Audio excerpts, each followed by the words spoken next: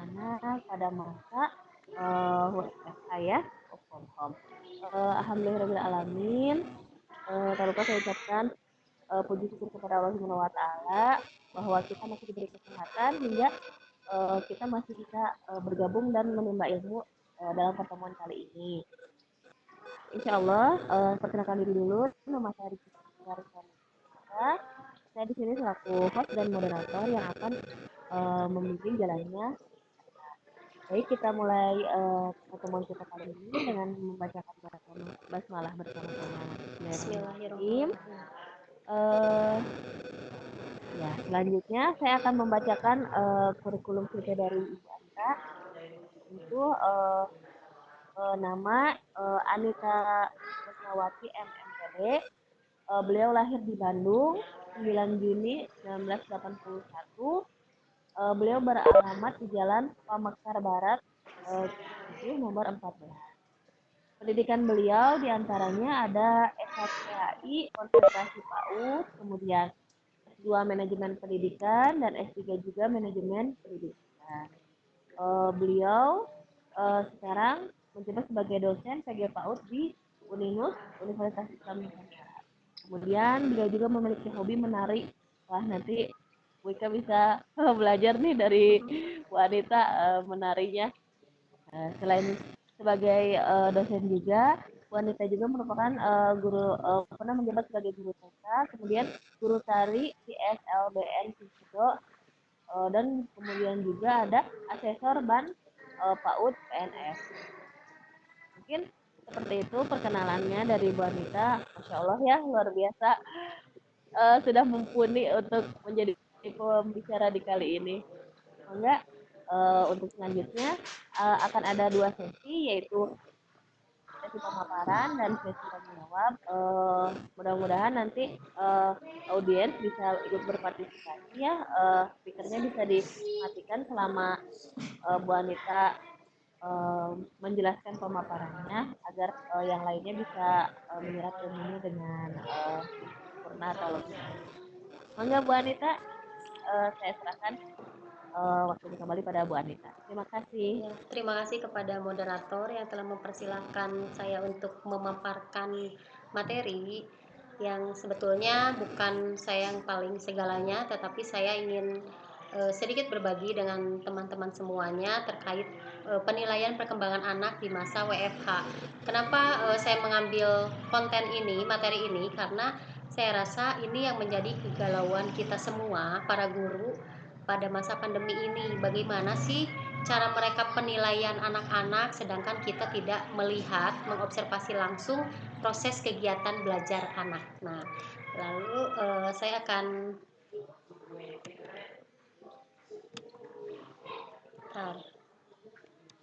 ininya tidak bisa berubah, Bu Rizky.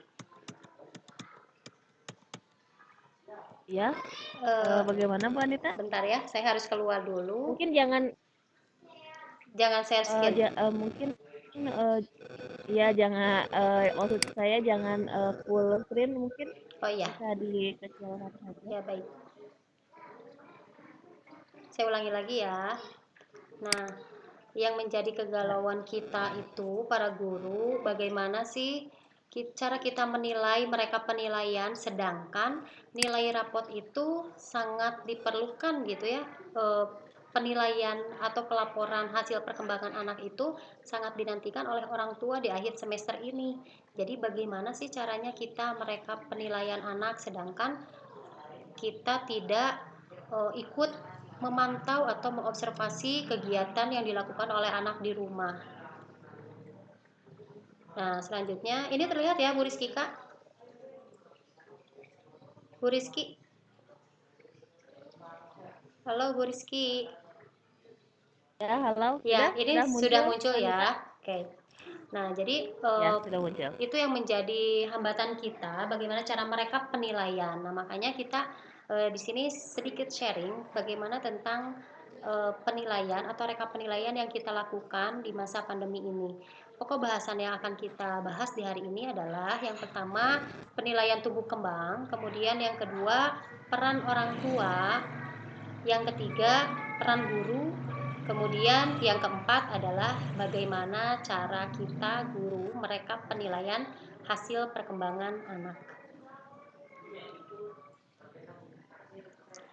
Kita masuk ke bagian yang pertama, yaitu penilaian tumbuh kembang. Nah, di mana di pendidikan anak usia dini itu tidak terlepas dari pertumbuhan dan perkembangan. Jadi apa saja yang kita nilai? Yang kita nilai adalah pertumbuhan anak dan perkembangannya. Di sini ada arti penilaian itu apa? Penilaian itu merupakan proses pengukuran terhadap hasil dari kegiatan belajar anak. Jadi proses pengukuran itu kita sebut sebagai penilaian.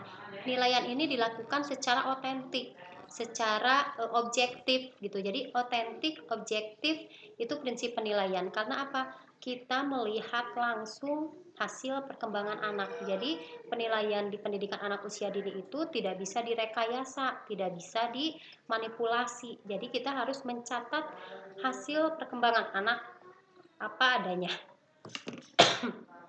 Nah, lalu di sini ada fakta terkait dengan kegiatan apa yang dilakukan oleh anak di rumah.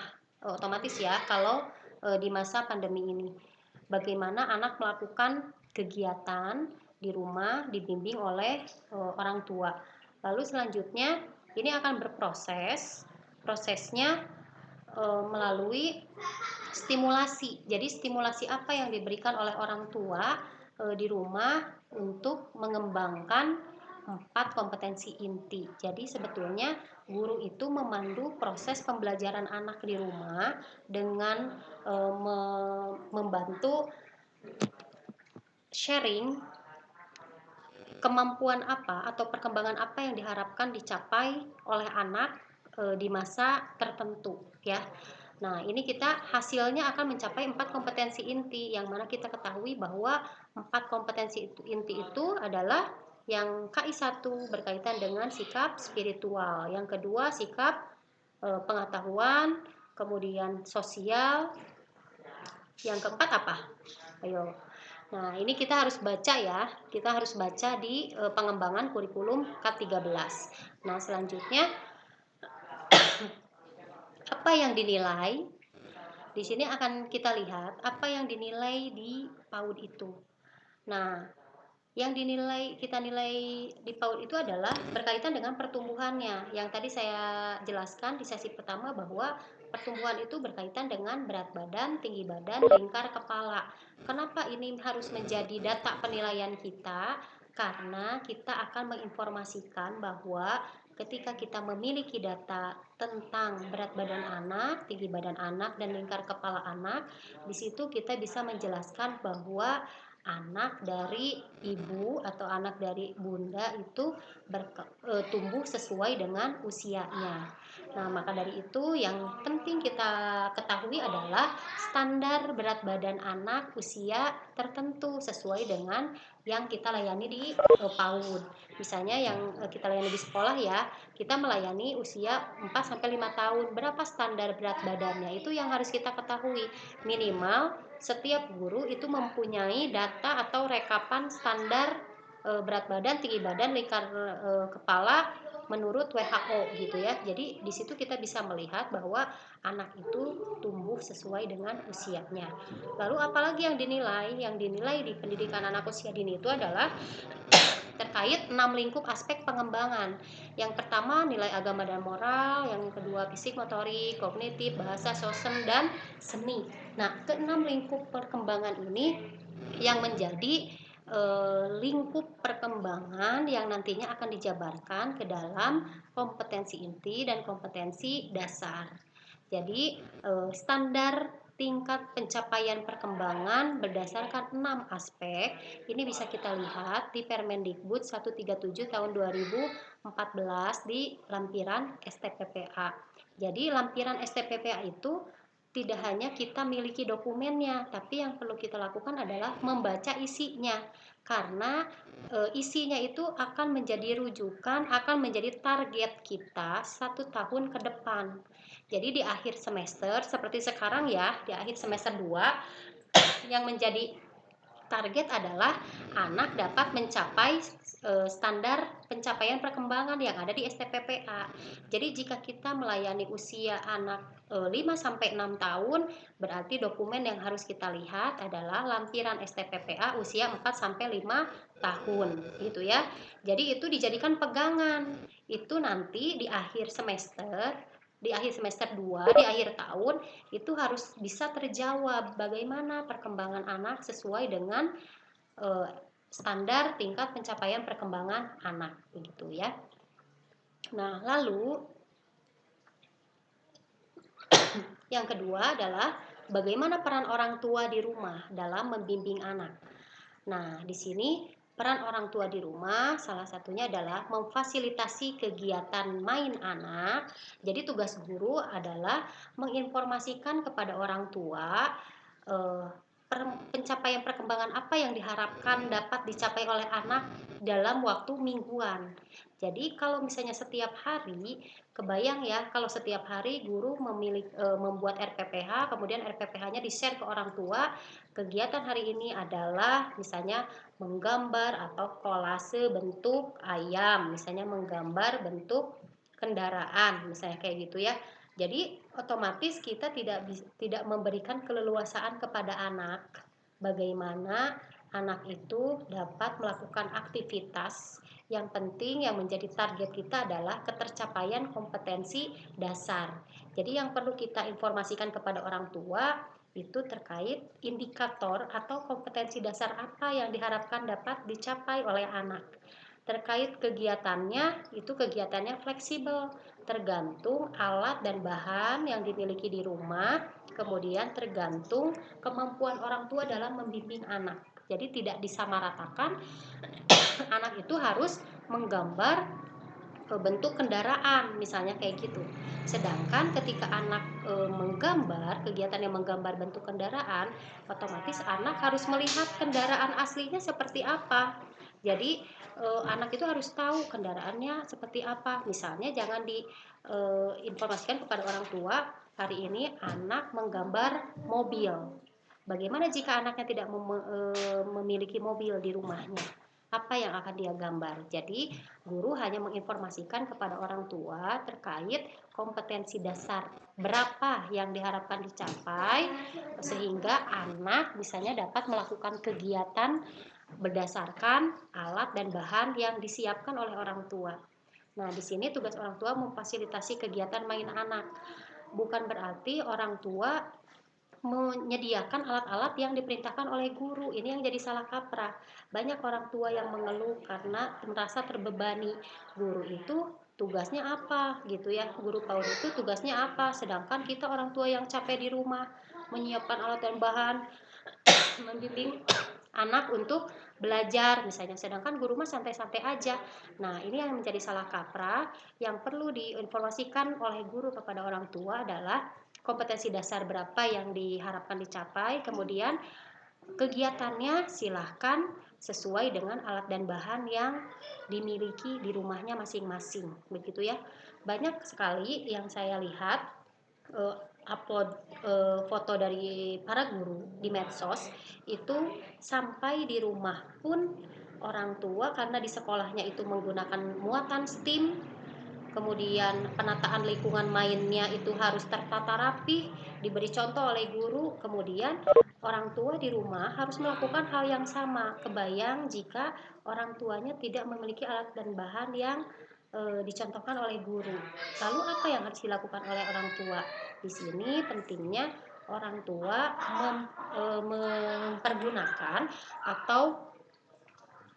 mempergunakan atau ini ya, memanfaatkan bahan-bahan yang ada di sekitar anak.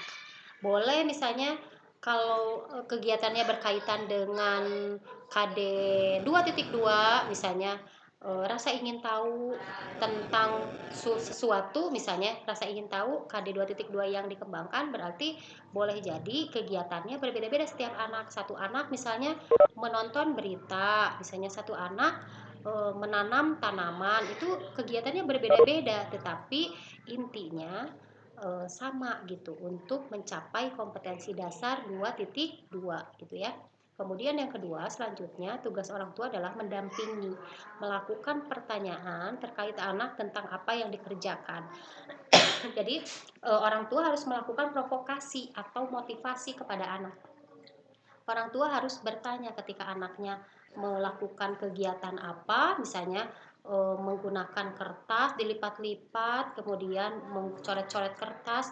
Yang harus dilakukan oleh orang tua adalah bertanya apa yang sedang dikerjakan anak, kemudian ini warnanya apa, kemudian coba hitung jumlahnya ada berapa. Nah, jadi pertanyaan-pertanyaan itu yang dilakukan oleh orang tua pada saat mendampingi anak belajar atau bermain gitu ya. Selanjutnya memberi dukungan atau motivasi. Ketika anak sudah melakukan kegiatan, misalnya yang biasanya guru memberitahu ya, kegiatan hari ini adalah melipat kertas lipat, misalnya membuat bentuk dari kertas lipat. Nah, ketika anak melipat sesuatu, misalnya bentuknya yang tidak sesuai, biasanya orang tua teh ih orang lain mah seperti ini misalnya, atau membandingkan dengan hasil karya anak lain yang sudah diupload ke grup, biasanya gitu ya. Anak lain mah ini bagus kayak gini, kok kamu seperti ini. Nah, itu yang harus dihindari oleh orang tua, membandingkan dengan pekerjaan anak yang lain. Jadi bisa jadi anaknya memiliki imajinasi yang tinggi sehingga maksudnya itu anak membuat apa gitu. Orang tua yang tidak bisa menerjemahkan, mungkin begitu ya. Jadi intinya tugas orang tua adalah mengapresiasi hasil pekerjaan anak. Apapun hasilnya, orang tua harus mengobservasi anak membuat apa, kemudian langkah-langkah kerjanya seperti apa. Dan di akhir orang tua mengapresiasi dengan melontarkan pujian kepada anak. Nah, selanjutnya yang keempat, peran orang tua di rumah adalah mendokumentasikan. Jadi orang tua tugasnya memotret atau mengambil video anak saat bermain. Jadi boleh memotret, boleh memvideo, boleh. Jadi orang tua memotret atau mengambil video untuk dilaporkan sebagai hasil bermain anak kepada guru gitu ya.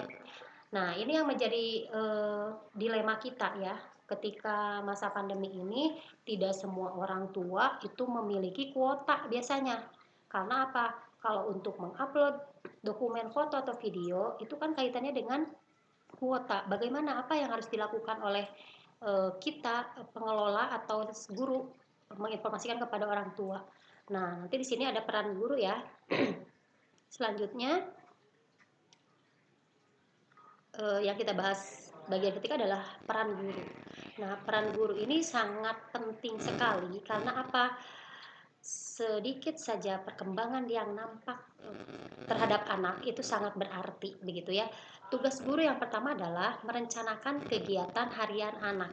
Jadi guru itu merencanakan hari ini misalkan KD berapa yang akan dicapai oleh anak, yang harus dicapai oleh anak. Tetapi di masa pandemi ini yang saya lakukan pun tidak setiap hari guru membuat perencanaan, tetapi alangkah baiknya gitu ya, untuk kebaikan semuanya, orang tua pun sama. Jika setiap hari guru memberikan tugas kepada orang tua, itu pasti orang tua akan merasa terbebani. Jadi triknya bagaimana? Guru boleh membuat RPPH, satu minggu satu RPPH, atau misalnya guru hanya merujuk kepada RPPM saja. Jadi RPPM-nya yang dijadikan rujukan kompetensi dasar berapa yang diharapkan dicapai oleh anak di minggu itu. Jadi laporan dari orang tua tidak perlu setiap hari, karena kalau setiap hari kebayang orang tua kan biasanya santai gitu, anaknya dititipkan di sekolah, ini tiba-tiba orang tua harus mendampingi anak belajar, kemudian mendokumentasikan, memotret, memvideo, itu kebayang ya, kemudian harus mengupload setiap hari. Nah, kebayang di awal-awal masa pandemi, saya yakin semua orang tua pasti mendukung. Tetapi ini sekarang sudah 1,5 bulan dari yang saya amati ya, dari beberapa kelas, dari misalnya satu kelas itu 15 anak yang asalnya tiap hari 15 orang tua itu melaporkan, tetapi semakin hari semakin berkurang. Sekarang di 1,5 bulan ini hanya tersisa 3 orang tua yang melaporkan setiap hari, begitu ya. Itu kebayang karena apa? Tugas orang tua di rumah itu double gitu. Jadi tidak hanya eh, anaknya misalnya memotret kegiatan anak. Jadi orang tua pun mungkin ada keterbatasan waktu gitu untuk mendampingi anak di rumah, untuk misalnya sesuai mendampingi anak di rumah sesuai dengan instruksi yang diberikan oleh guru, mungkin begitu ya. Jadi triknya bagaimana cara kita mendapatkan informasi. Nah, kita merencanakan kegiatannya tidak harian lagi, tapi kita boleh mingguan. Jadi kita merujuk ke RPPM, KD berapa yang diharapkan dicapai, kan sama saja ya. Kalau di perencanaan ada 12 KD di dalam satu RPPM yang diharapkan dicapai. Kemudian didistribusikan hari Senin misalnya 8 KD, hari Selasa 12 KD. KD-nya kan tetap diulang kan, begitu ya. Jadi yang harus kita lakukan adalah merujuk kepada RPPM, KD berapa yang diharapkan dicapai, kemudian kita sharing kepada orang tua, silahkan kegiatannya berdasarkan apa yang alat dan bahan yang dimiliki di rumah masing-masing, atau berdasarkan kemampuan orang tua saja. Yang penting itu dapat mencapai kompetensi dasar begitu ya. Lalu setelah merencanakan kegiatan anak, guru mendukung proses bermain anak. Jadi guru tetap ada interaksi dengan orang tua. Jadi tidak hanya guru menunggu laporan orang tua berupa foto dan video, tetapi misalnya guru bisa melakukan eh, interaksi dengan anaknya langsung, baik itu video call, kan kalau sekarang WA gampang ya, video call misalnya dengan anaknya, hari ini sedang bermain apa. Jadi kita pilih, boleh di satu hari itu misalnya kita di dalam satu kelas kita video call kedua anak, hanya untuk bercakap-cakap melihat anaknya sedang kegiatan apa misalnya ya. Tidak hanya misalnya kegiatan yang melipat, kolase, menggambar, tidak, tetapi kegiatan yang berkaitan dengan eh, kegiatan rutinitas, misalnya kegiatan sehari-hari, aku sedang melipat baju misalnya. Nah, berarti itu pun dapat mencapai kompetensi dasar berapa, itu pun kegiatan gitu. Jadi tidak harus kegiatan itu harus melukis, misalnya menggambar, mewarna, menulis, tidak hanya begitu, tetapi diupayakan di kegiatan di masa pandemi ini, kegiatan yang dilakukan anak di rumah itu berkaitan dengan kecakapan hidup gitu ya. Nah, selanjutnya guru mendukung proses bermain anak melalui video call misalnya kayak gitu. Kita bisa pilih satu hari berapa anak, dua anak atau satu anak, nanti bergantian, sehingga ketika ada interaksi dengan anak, anak juga merasa bahwa ini bukan hari libur, tapi ini adalah hari sekolah tetap gitu. Jadi anak bisa berpikir bahwa pembelajaran di sekolah di rumah itu sama dengan pembelajaran di sekolah, karena bu gurunya juga ada begitu ya. Nah, yang ketiga adalah guru tugasnya menganalisis. Menganalisis itu mengamati dan menganalisis data dari orang tua. Jadi ketika orang tua melaporkan data, baik itu berupa foto dan video atau rekaman gitu, pembicaraan atau narasi gitu ya, itu menjadi data bagi guru untuk merekap penilaian gitu ya. Jadi rekapan penilaian ini berdasarkan apa? Berdasarkan data yang kita terima dari orang tua. Nah, bagaimana orang tua itu tugasnya adalah mengamati. Kita adalah mengasesmen. Jadi kita menilai, orang tua mengamati. Nah, kita menilai berdasarkan apa? Berdasarkan data yang dikirimkan oleh orang tua. Jadi saran saya, data yang dikirimkan oleh orang tua itu tidak perlu harian. Kalau misalnya setiap hari kita kan biasanya nagih ya, ini mama ini nih belum, mama Diva belum melaporkan hari ini, ditunggu ya, biasanya kan kita gitu ya. Tapi kita sekarang fleksibel saja, jadi setiap minggu, di akhir minggu baru kita informasikan kepada orang tua, meminta dokumen atau data anak terkait pembelajaran di rumah. Jadi tidak perlu memaksakan setiap hari orang tua harus melaporkan kegiatan. Jadi cukup hanya mingguan saja kita merujuk ke RPPM, KD berapa yang diharapkan dicapai di minggu itu gitu. Jadi kita tidak ada kesan memaksa kepada orang tua dan membebani orang tua untuk mengajarkan anaknya belajar di rumah gitu ya. Nah, tugas guru mengamati foto, video yang dikirimkan oleh orang tua itu diamati oleh guru berdasarkan data itu. Kemudian kita analisis. Kalau kita hanya melihat foto, kita hanya melihat foto, kita fotonya sedang apa. Nah, misalnya orang tua mengirimkan foto, lalu kita balas WA orang tua, ini anaknya sedang melakukan apa, otomatis orang tua kan akan menjelaskan terkait foto itu, yang foto yang dikirimkan.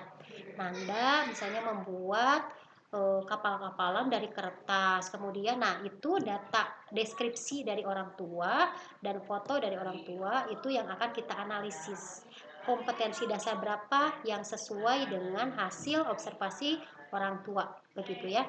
Apalagi video, kalau video kan sudah terlihat jelas anaknya melakukan apa yang diucapkan anak di dalam video itu sudah jelas. Jadi di dalam video juga itu yang harus kita rekap, yang harus kita analisis kompetensi dasar berapa yang sesuai dengan kegiatan yang dilakukan oleh anak di rumah. Nah, jadi orang tua itu tugasnya observasi, melaporkan, guru tugasnya adalah menganalisis gitu, mengamati ya. Nah, kemudian ada beberapa hal yang bisa dilakukan oleh guru ketika guru ingin menggali data atau informasi tentang kegiatan anak. Salah satunya penilaian kita kan triangulasi ya. Jadi wawancara, observasi, studi dokumentasi. Kalau studi dokumentasi kita bisa lakukan melalui foto dan video yang dikirimkan oleh orang tua. Kemudian observasinya kita meminta atau koordinasi dengan orang tua gitu ya. Lalu bagaimana dengan wawancara?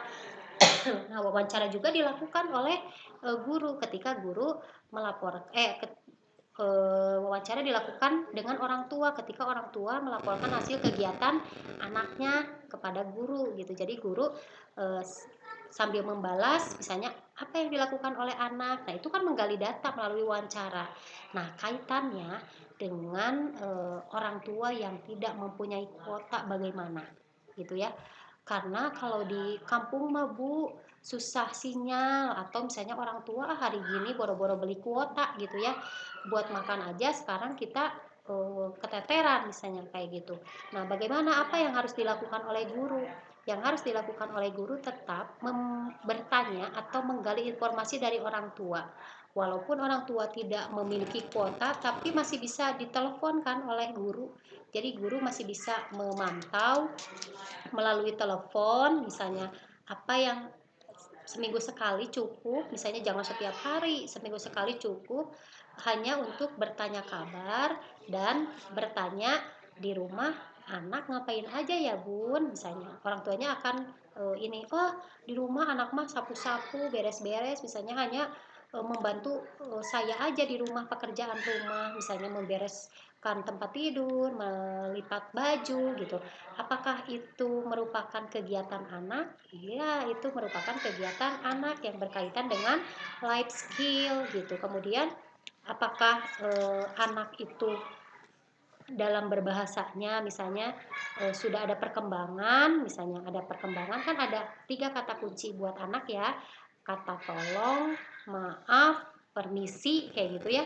Nah, itu 3 kata kunci itu harus kita tanyakan kepada orang tua, apakah anak itu di rumah ketika melakukan anaknya suka berkata maaf enggak atau berkata tolong enggak misalnya gitu ya. Itu berkaitan dengan life skill, karena life skill itu ada 9 komponen, nanti bisa kita baca berdasarkan panduan WHO. Jadi ada yang berkaitan dengan kebersihan diri, misalnya anak mandi, anaknya tidak melakukan kegiatan Bu, kata orang tua, anaknya yang dilakukan anak mah dia tidak mau belajar. Terus apa yang dilakukan oleh anak? Dia mandinya sendiri tidak?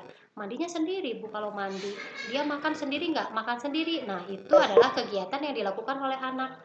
Jadi kita tidak boleh memaksa anak harus melakukan sesuatu berdasarkan perintah kita, tetapi kegiatan yang berkaitan dengan kecakapan hidup, baik itu mandi, beres-beres, kemudian menyiram tanaman, itu adalah kegiatan. Jadi kita bebaskan anak melakukan apa, tetapi tugas kita adalah menganalisis hasil pencapaian perkembangannya. Kalau tadi orang tua tidak melaporkan foto dan video, berarti kita harus secara aktif menelpon orang tua 1 minggu sekali, misalnya minimal 1 minggu sekali, untuk bertanya apa sih yang dilakukan oleh anak di rumah. Nah, dari situ bisa dijadikan sebagai data untuk merekap hasil pencapaian perkembangan anak.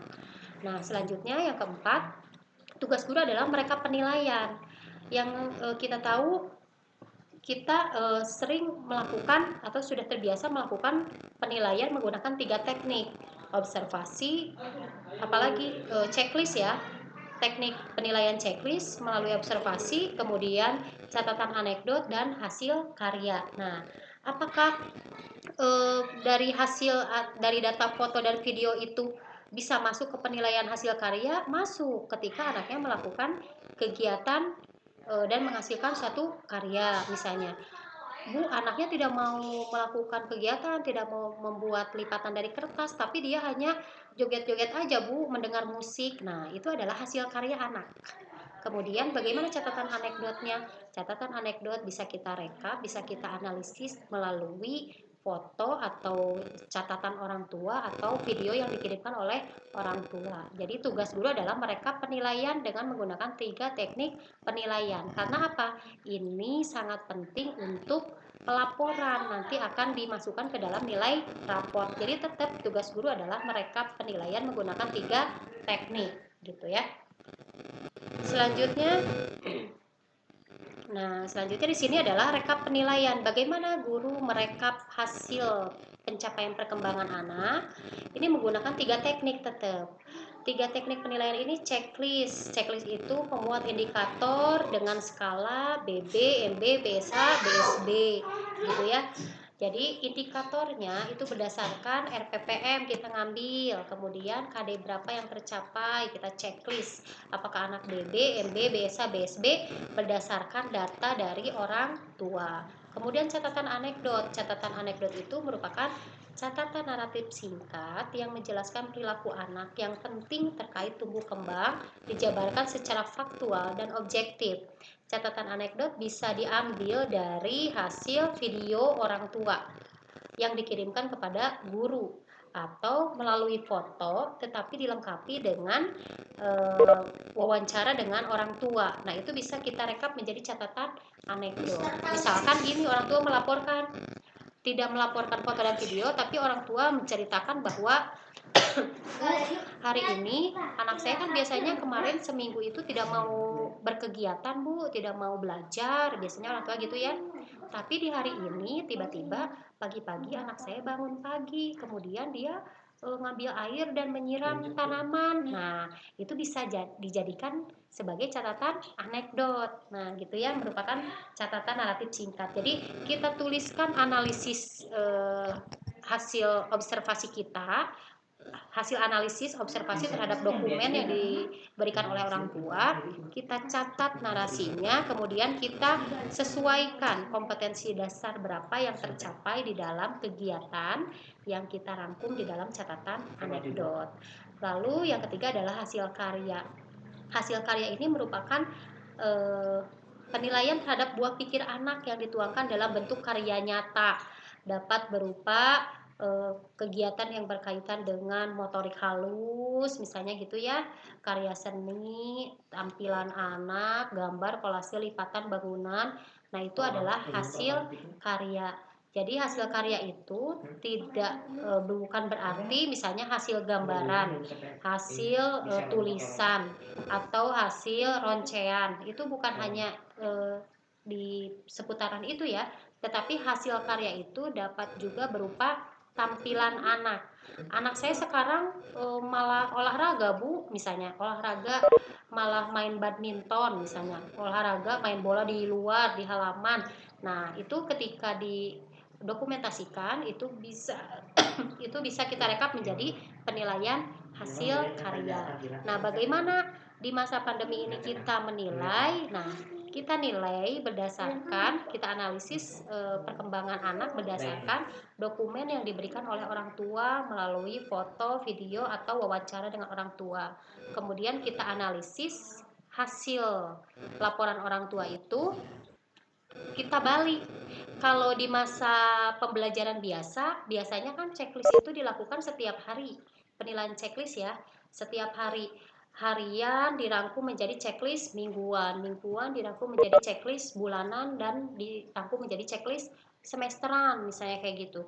Tetapi di masa pandemi ini kita balik, jadi kita analisis hasil karya anak, kemudian kita analisis catatan anekdotnya, lalu dari hasil karya dan catatan anekdot kita simpulkan menjadi penilaian checklist. Jadi penilaian checklist ini dirangkum di akhir. Yang awalnya di masa pembelajaran kan di awal ya, setiap hari harus ada penilaian checklist, anekdot fleksibel. Kemudian hasil karya juga sama gitu ya, insidental. Nah, kalau checklist kan ini harus dilakukan setiap hari, tetapi di masa pandemi ini kita lakukan penilaian checklist ini setelah kita memiliki data terkait catatan anekdot dan hasil karya. Jadi di hasil akhirnya adalah penilaian checklist mingguan. Nah, dari 4 minggu akan dirangkum menjadi checklist bulanan. Dari beberapa bulan dirangkum menjadi checklist semesteran. Jadi hasil penilaian checklist semesteran ini akan kita laporkan dalam bentuk rapor orang tua. Jadi rapor orang tua itu, rapor yang kita kasih ke orang tua itu berdasarkan rangkuman penilaian checklist gitu ya, berdasarkan rangkuman penilaian checklist. Jadi nanti kita lihat berapa indikator yang skalanya MB, BB dan MB. Nah, BB dan MB hasil rangkuman checklist semesterannya, BB dan MB itu akan kita jadikan rekomendasi kepada orang tua. Kemudian yang nilainya sudah BSH dan BSB akan kita buat sebagai kekuatan anak. Jadi nanti di rapot perkembangan anak kita ceritakan atau kita paparkan, kita jelaskan apa yang menjadi kekuatan anak. Berarti kita harus mencari penilaian yang skala penilaiannya BSH dan BSB. Jadi indikator berapa yang nilainya BSH dan BSB. Nah, itu akan kita narasikan ke dalam rapot. Jadi kita ceritakan dulu kekuatan anaknya apa. Lalu setelah itu kita lihat checklist, di rangkuman checklist itu yang skala penilaiannya BB dan MB. Nah, BB dan MB nanti akan dijadikan rekomendasi kepada orang tua untuk lebih ditingkatkan lagi gitu agar kompetensi dasarnya tercapai. Seperti itu ya. Nah, ini contoh instrumennya. Instrumen untuk checklist, kemudian catatan anekdot, bagaimana kita merangkum catatan anekdot seperti ini, merekap catatan anekdotnya. Kemudian di sini ada penilaian hasil karya anak berupa foto atau video, kita analisis, lalu kita sesuaikan KD berapa yang tercapai di dalam satu foto tersebut.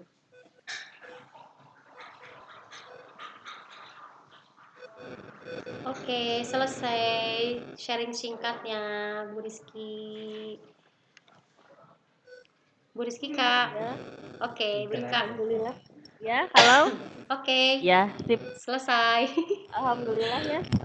Karena waktu ya. Luar biasa nih dikebut. Iya. Di apa namanya? Dikebut ini sama Bu Anita. Alhamdulillah ya tadi telah dipaparkan oleh Bu Anita tentang bagaimana cara kita melakukan penilaian. Di antaranya itu memang harus ada kerjasama ya antara satu dan lain pihak. Tapi terakhir saya akan menunjukkan. Baik, masuk pada sesi yang kedua akan melakukan tanya jawab. Sehingga silakan bagi yang ingin bertanya bisa mengangkat tangannya. Di sini yang speakernya aktif ada Ibu Nur Hasana.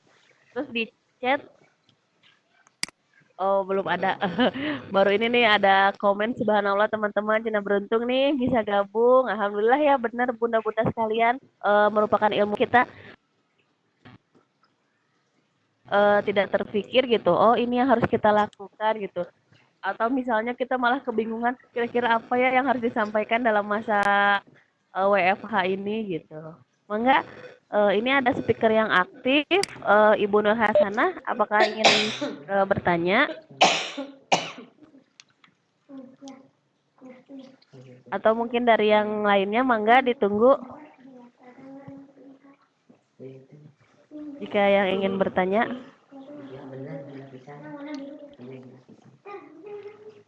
Nah nih belum ada. Kayaknya semuanya udah jelas Bu Anita. Iya, luar biasa nih teman-teman kita memang sudah menjadi praktisi ya, praktisi pendidikan anak usia dini. Jadi Kalau untuk penilaian sebetulnya sudah kita laksanakan setiap hari gitu ya. Sudah kita laksanakan setiap Iya, hari. Jadi sudah menjadi pembiasaan kita. Tetapi kadangkala di masa pandemi ini yang saya amati dari beberapa sekolah gitu, biasanya guru itu membuat perencanaan sesuai dengan apa yang dikehendaki oleh guru gitu, tanpa melihat di rumahnya si anak itu punya apa gitu. Kadang kita kan guru hari ini melipat benda dari kertas lipat, jadi otomatis si orang tua itu mencari-cari kertas lipatnya di mana gitu ya. Harus beli gitu ya, kemudian harus mencari, kan beli pakai pakai uang gitu, kemudian harus mencari kemana kertas lipat. Nah, itu sebetulnya bisa kita jadikan kegiatan yang fleksibel siasati. ketika Ya, kita misalnya memberikan kegiatannya berupa melipat benda menggunakan kertas. Kita harus pahami, ketika anak melipat benda menggunakan kertas itu KD berapa yang ingin dicapai oleh anak gitu ya. KD berapa yang ingin dicapai oleh anak.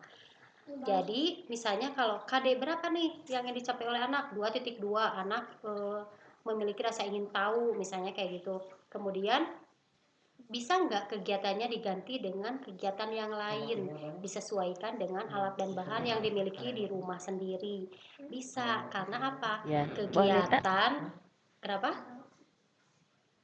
mohon izin ini Iya. ada yang bertanya Oh, boleh boleh. di Silakan. kolom chat. Yang pertama yaitu eh satu aja mungkin ya.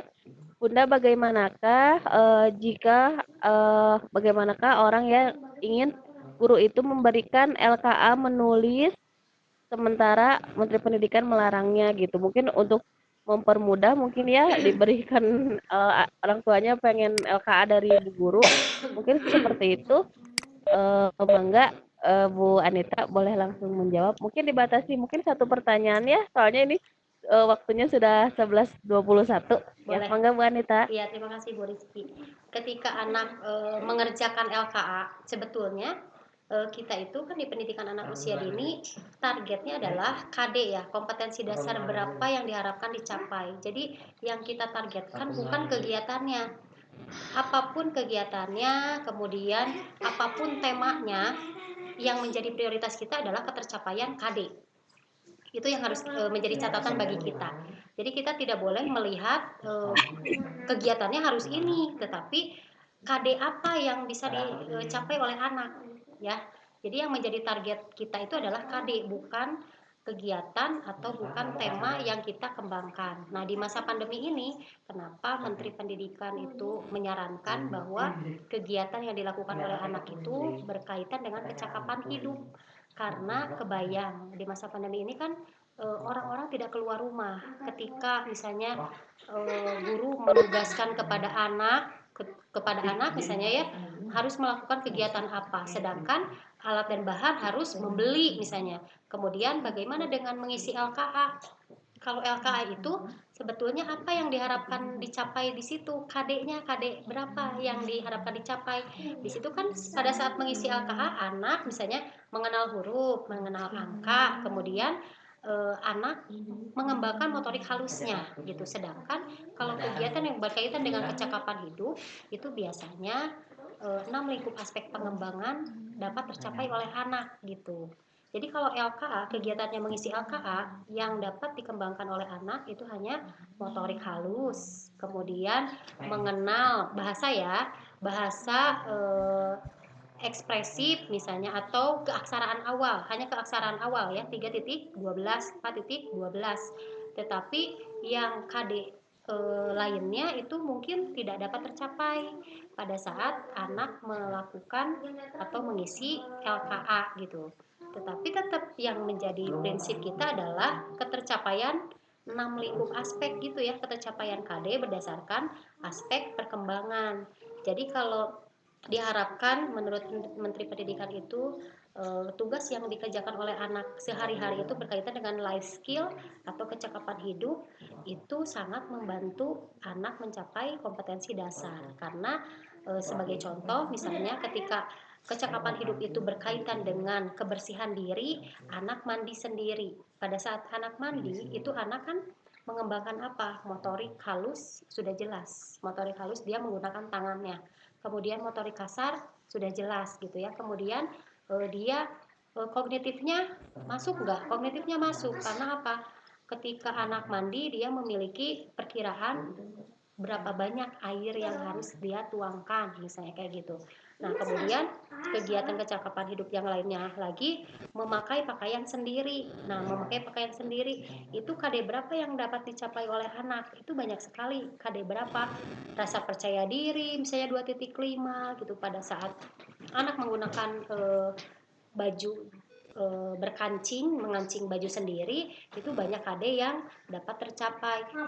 Sedangkan misalnya kalau hanya mengisi LKA, KD berapa saja itu terbatas mungkin begitu ya. Jadi kegiatannya tidak hanya mengisi LKA saja, tapi kegiatannya dialihkan kepada, bukan dialihkan sih sebetulnya, emang keseharian juga anak melakukan kecakapan hidup, tetapi lebih ditekankan di masa pandemi ini si guru itu meringankan tugas orang tua. Jadi orang tua tidak harus membimbing anak misalnya mengerjakan LKA dari halaman 1 sampai halaman 5 misalnya kayak gitu, tidak, tetapi dengan melalui kegiatan sehari-hari yang sifatnya rutinitas itu mungkin akan lebih dapat mengembangkan kompetensi dasar yang diharapkan dicapai. Jadi intinya bukan kegiatannya, tapi yang menjadi penting adalah ketercapaian kompetensi dasarnya. Nah, makanya kita harus koordinasi dengan orang tua melalui percakapan juga. Jadi apa yang dilakukan oleh anak di rumah? Biasanya orang tua kan, anak saya tidak mau mengerjakan LKA bu, misalnya gitu ya, tidak mau mengerjakan LKA. Apakah anak di hari itu tidak kita rekap penilaiannya di minggu itu ketika anak tidak mau mengerjakan LKA? Nah, kita harus telusuri apa yang dilakukan oleh anak di rumah yang berkaitan dengan life skill atau kecakapan hidup. Anak menggunakan baju sendiri, iya. Anak membantu membereskan tempat tidur, membantu ibu membereskan tempat tidur, iya. Berarti itu ketercapaian KD berapa yang dapat dicapai oleh anak di satu kegiatan itu. Jadi intinya kegiatan itu tidak ditentukan oleh guru pada masa pandemi ini, karena kita ingin berkoordinasi atau berkoordinasi dengan orang tua agar orang tua mau membimbing anaknya gitu. Jadi kegiatan tidak membebankan orang tua, tetapi berkaitan dengan kegiatan sehari-hari anak yang biasa dilakukan oleh orang tua. Yang penting adalah ketercapaian kompetensi dasarnya. Mungkin itu Bu Rizky. Waktunya sudah habis ya. Ya, alhamdulillahirrahmanirrahim, masih ada sisa 3 menit untuk menutup. Alhamdulillah ya, sekarang lebih tepat waktu. Mungkin sudah jelas ya dengan apa yang dipaparkan oleh Ibu Anita. Hasil bisa Bu Anita sudah bersedia menjawab pertanyaan dari para partisipan. Selanjutnya mangga Bu Anita buat yang kata-kata untuk yang terakhirnya, atau mungkin dari Bu Anita ada yang mau disampaikan. Iya, terima kasih Bu Rizky Kak. Baik, dari saya, karena saya ini yang bergabung adalah teman-teman hebat ya, yang sudah menjadi praktisi pendidikan anak usia dini, luar biasa nih teman-teman saya yang keceh badai ini orang Tasik, luar biasa ya, terima kasih semuanya. Ini memang bukan hal yang aneh kalau untuk penilaian, tetapi bagaimana caranya kita bisa berkolaborasi dengan orang tua sehingga kita bisa merekap atau mendapatkan data terkait perkembangan anak. Karena apa? Menjadi tugas guru adalah menilai perkembangan anak gitu. Menilai perkembangan anak merupakan tugas profesional guru, sehingga guru itu harus mempunyai tips dan trik bagaimana caranya agar guru mudah berkolaborasi dengan orang tua. Jangan sampai membebankan dengan kegiatan yang ditentukan oleh guru. Jadi yang saya amati tadi ya, saya paparkan yang saya amati di beberapa sekolah di minggu-minggu awal pandemi itu biasanya orang tua setiap hari rajin melaporkan kegiatan anaknya setiap hari. Tetapi di masa-masa ini sudah 1,5 bulan ini orang tua yang melaporkan hasil perkembangan anaknya mulai berkurang. Itu tandanya apa? orang tua sudah merasa terbebani gitu ya dengan segala tugas yang diberikan oleh guru. Nah, makanya kita cari tipsnya bagaimana cara berkolaborasi dengan orang tua agar kita tidak membebankan orang tua dengan berbagai kegiatan yang kita tentukan, tetapi kita pun masih bisa merekap hasil perkembangan anak gitu, karena tugas kita nanti di akhir harus melaporkan hasil perkembangan anak itu melalui raport semesteran di akhir tahun gitu ya. Semangat ya teman-teman. Yang penting guru-guru pendidikan anak usia dini ini memiliki semangat yang tinggi nih. Jadi jangan sampai mereka penilaian ini menjadi beban bagi kita gitu. Jadi dianggap enjoy aja. Jadi bagaimana Bu? Pusing orang tua ini tidak respon. Baik, kalau begitu berarti guru harus mencari tahu, mencari informasi melalui telepon. Jika orang tua tidak memiliki kuota, mungkin orang tua tidak memiliki kuota dan apa gitu. Kalau misalnya orang tua tidak memiliki pulsa juga, kita telepon. Kemudian jika kita tidak bisa menghubungi orang tua itu, cari tahu kepada teman yang terdekatnya. Kemudian nanti orang tua cukup mencatat kegiatan anak apa yang kegiatan apa yang dilakukan oleh anak di hari itu, dan nanti bisa direkap oleh orang tua, misalnya 2 halaman misalnya 1 bulan orang tua yang tidak memiliki telepon sudah mencatat hari ini anak saya melakukan ini, hari kedua melakukan apa gitu. Nah, nanti data itu dapat kita rekap di akhir gitu. Jadi jangan khawatir dengan segala keterbatasan, tetap semangat. Yang penting niat kita sama ya untuk mencapai perkembangan anak yang diharapkan gitu. Mudah-mudahan anak-anaknya dalam keadaan sehat dan gurunya pun dalam keadaan sehat, tidak terbebani dengan segala rekap penilaian yang sekian banyaknya. Bu, gimana kalau misalnya saya menggunakan Google Form untuk informasi kepada orang tua? Silahkan, bagi orang tua yang mampu untuk mengisi Google Form dan bagi orang tua yang mempunyai kuota. Tetapi jika orang tua yang tidak mampu, kita tidak boleh paksakan orang tua untuk melaporkan hasil kegiatan anak setiap saat gitu ya. Terima kasih Bu Rizky, cukup sekian dari saya. Mohon maaf atas segala kekurangan. Terima kasih nih teman-teman hebat yang sudah bergabung. Semoga kita bertemu di lain kesempatan ya. Nanti di Umi Devon sudah mengagendakan nih kita ketemu di Ampera Waterboom. Semoga pandemi ini cepat berakhir ya. Amin. Bu Ika diajakin nggak ini? Diajak. Bu Ika boleh ikut nggak nih ke Waterboom? Ikut dong. Ya. Oke, makasih ya. Assalamualaikum warahmatullahi wabarakatuh. Waalaikumsalam warahmatullahi wabarakatuh. Terima kasih buat Bu Anita. Alhamdulillahirrahmanirrahim. Sesi ini telah selesai. Mungkin saya akan simpulkan beberapa poin. Di antaranya, dalam melakukan penilaian harian di masa WFH ini, ada beberapa hal yang harus diperhatikan. Di antaranya yaitu apa yang akan dinilai. Kemudian peranan orang tua dalam memfasilitasi, mendampingi, memotivasi, serta mendokumentasikan. Kemudian selanjutnya juga ada peran guru dalam hal merencanakan, merekap, mendampingi dalam proses, kemudian melakukan pengamatan dan menganalisis. Dan yang terakhir adalah teknik penilaian apa yang akan dilakukan guru dalam melakukan penilaian. Dan dalam masa ini penilaian itu lebih bersifat fleksibel ya, menyesuaikan dengan apa yang ada di rumah masing-masing. Mungkin seperti itu Bu Anita. Iya, terima kasih. Mangga hatur nuhun buat ya hatur nuhun buat semua partisipan yang sudah berkenan hadir. Alhamdulillahirrahmanirrahim. Mudah-mudahan ilmu yang telah di share oleh Ibu Anita mungkin nanti bisa di-share di grup ya Bu Anita ya, biar teman-teman juga bisa dibaca ulang ya, karena kita mungkin keterbatasan waktu ya, seperti itu. Paling hatur nuhun buat semuanya. Kita tutup session ini dengan membacakan hamdalah bersama-sama. Alhamdulillahirrahmanirrahim. Ya, assalamualaikum warahmatullahi wabarakatuh. Saya Rizkika pamit mundur.